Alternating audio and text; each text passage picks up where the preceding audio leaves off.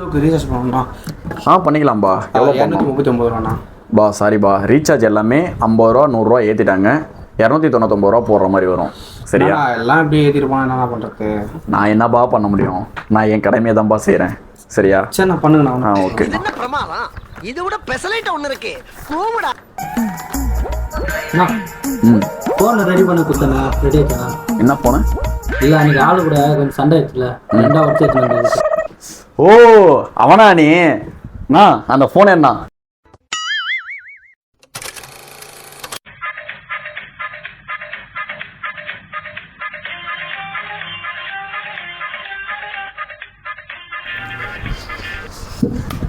தபா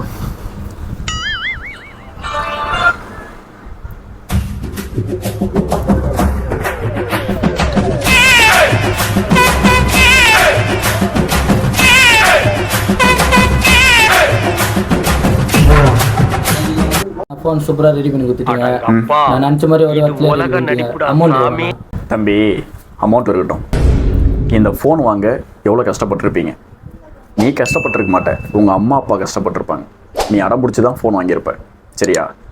ஏதோ ஒரு பொண்ணுக்கோசரம் ஃபோனை உடச்சி 2 உடச்சி எத்தனை வந்து கொடுத்துட்ட. இதுக்கு எவ்வளோ செலவு தெரியுமா? இப்போது 4000 ரூபாய் செலவு. அதுவும் நீ சம்பாரிச்சிருக்க மாட்டேன். வீட்டில் அம்மா அப்பா கிட்ட பிடிங்கி தான் வாங்கி வந்திருப்பேன். சரியா? இதுக்காக அவங்க எவ்வளோ கஷ்டப்பட்டுருப்பாங்க.